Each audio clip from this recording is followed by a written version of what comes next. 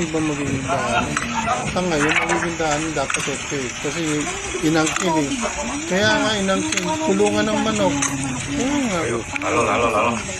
Inangkin niya, in-adjust nga nila yung ano. Alam ni Ate Josie yun, nakita namin sa bintana. Papahan.